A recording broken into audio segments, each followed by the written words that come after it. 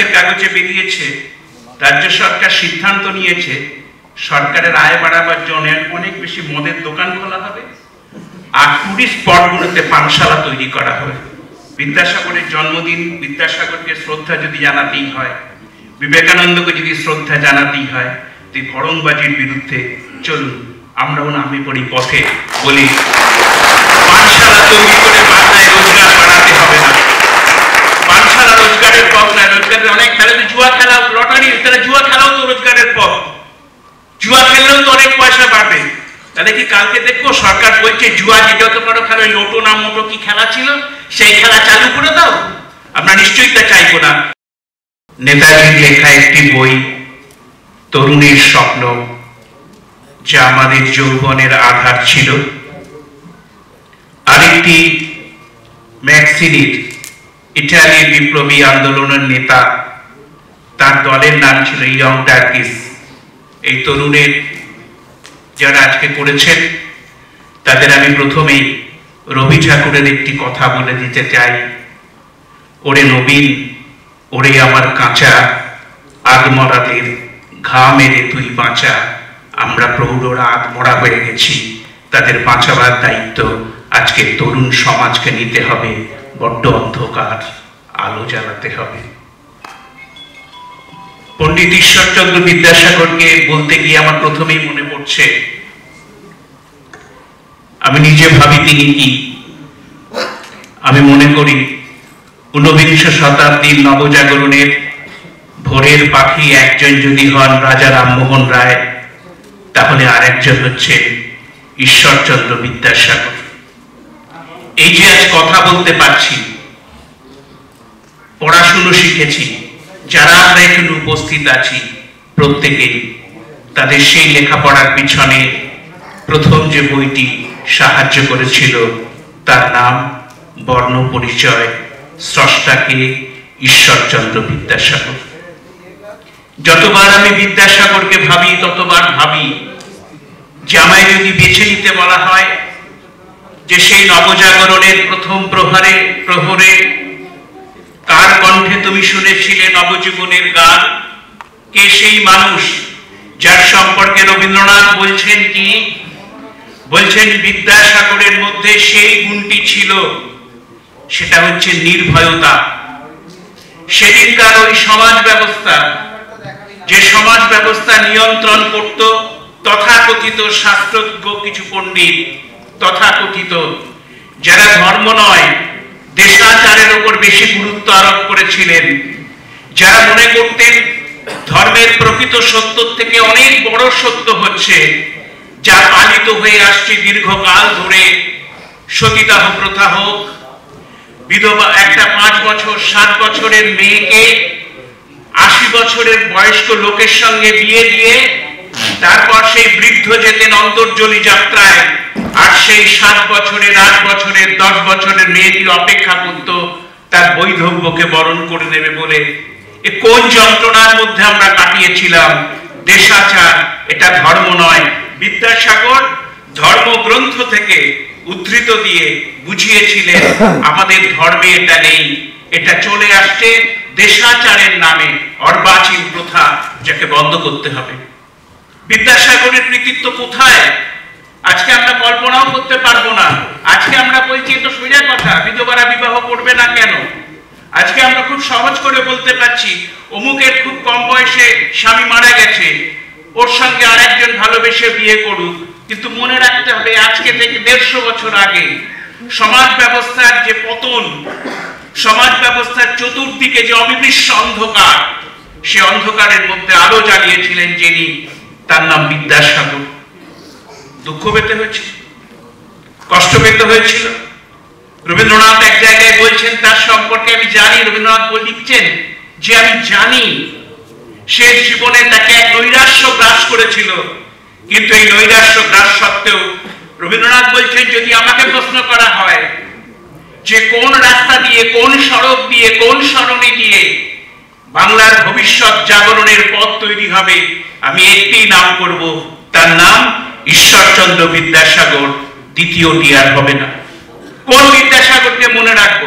আমি সব থেকে বেশি স্মরণ করি তার লেখাপড়ার থেকেও বড় কথা যে আমাদের দেশে দেখা যেত যে আমাদের দেশে মহিলাদের খুব অপমান করা হতো।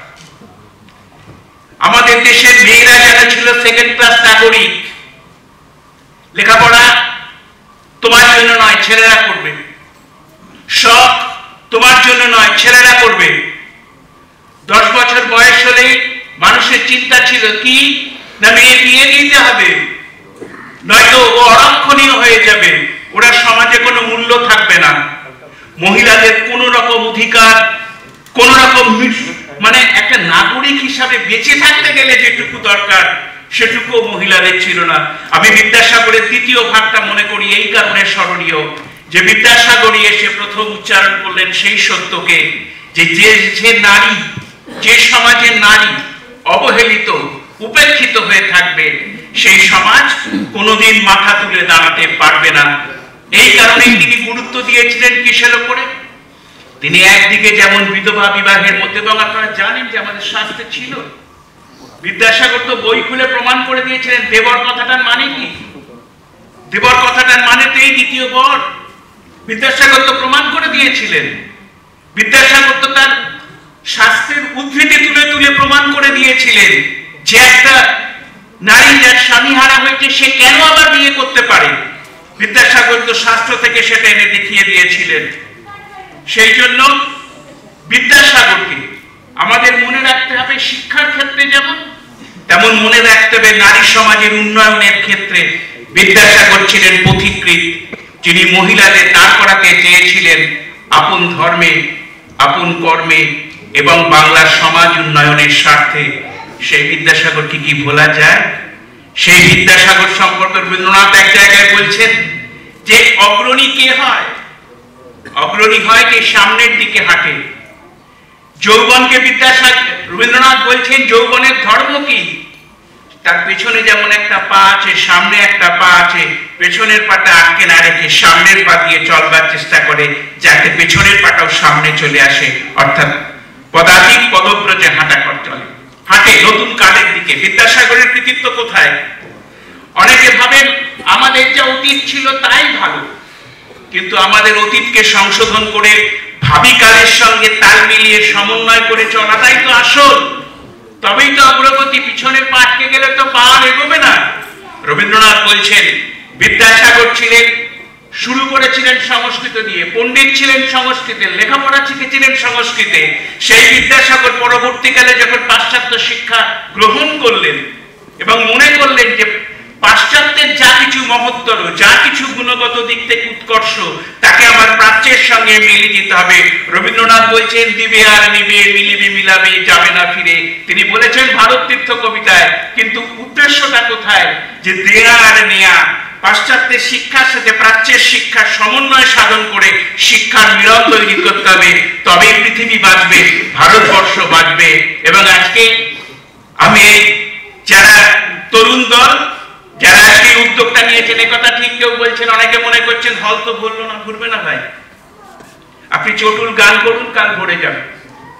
আপনি মিথ্যে প্রতিশ্রুতি দিন, কাল ভরে যাবে। রাজনীতির বক্তৃতা করতে গিয়ে একে গালাগালি দিন, তাকে গালাগালি দিন, দেখবেন 2 হাত তুলে লোকে হাততালি দেবে। আজকে সকালবেলা আমি একটু পড়ছিলাম বিদ্যাসাগরকে নিয়ে, হঠাৎ আমার পরিচিত বন্ধু আজকে খবরের কাগজটা আমাকে দিলেন।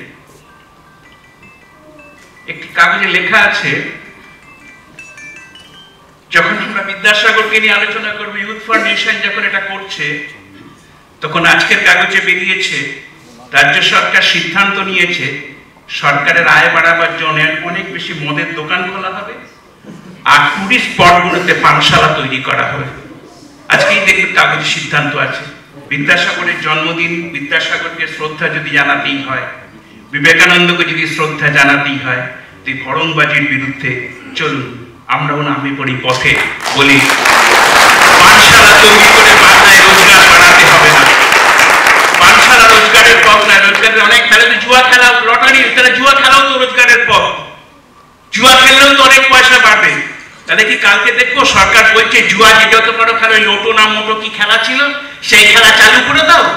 আমরা নিশ্চয়ই তা চাইবো না। আমি প্রৌঢ় হয়েছি, বয়স হয়েছে, কিন্তু কাল যদি ডাক দাও তাহলে আমি আবার রবি ঠাকুরের কথাই বলবো, আদমরাদের ঘা মেরে তুই বাঁচা নবীন কালের পথে নবীন কালের অভিযাত্রী হয়ে আমিও তোমাদের পিছনে হাঁটতে রাজি আছি সত্য সুন্দর শিবের জন্য।